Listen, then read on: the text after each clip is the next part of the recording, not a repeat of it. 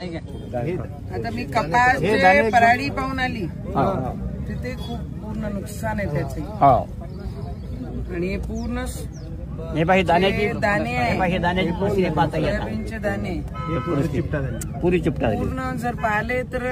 आता हा अंजनगाव तालुका आहे, मागे मी जाऊन आली ते दर्यापूर तालुका होतं, आणि तिथे आपण पराडी कपासची पाहिली आणि हे सोयाबीन जर आपण पाहिलं तर असे पूर्ण काळे काळे हे झालेले आहे. हे पाहिलं तर पूर्ण शेतात असे प्रमाणे नुकसान झालेलं आहे. आणि पूर्ण अमरावती जिल्ह्यामध्ये कपास असो, सोयाबीन असो, तूर असो, उडीद असो, मूग असो, जेही, आणि जे संत्र्याचा भाग आहे आमचं तिथे पूर्ण संत्रे गेलेले आहे. आणि आम्ही जिल्हाधिकारी सोबत बोलून लवकरात लवकर याचे पंचनामे झाले.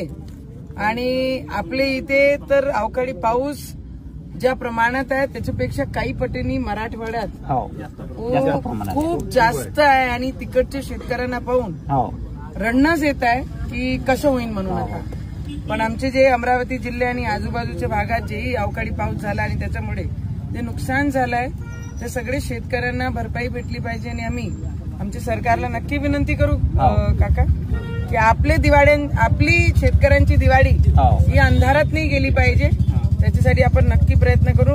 पण नुकसान जर पाहिलं तर काका मला सांगताय की 3 एकराला किती लागते सोयाबीनला पूर्ण खर्च 3,000 रुपये, एका एकराला 6,000 रुपये, एका एकराला 6,000 रुपये तयार करायचा फक्त.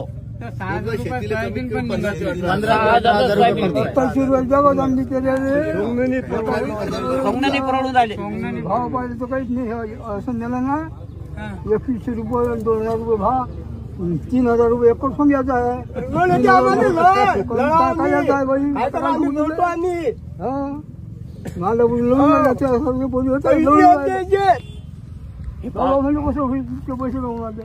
सरसकट मदत भेटली पाहिजे. भेटली पाहिजे. सार्वत्रिक नुकसान आहे, सगळ्यांचे नुकसान, सार्वत्रिक नुकसान आहे. अंजनगाव तालुक्यात जरी पराठ्याची परिस्थिती आहे, काही परिस्थिती आहे. डोक्यावल्या पराठा वाढल्या, 5-5, 7-7 बोंड्या धरल्या, त्यातही काळ्या झाल्या. सोयाबीनचा वेगळा विषय, पण तूर मेलेली आहे तयार. आता समोर रब्बीचं पीक धोक्याचंच आहे ना. तुरा जळल्या बऱ्याचशा शेतातल्या.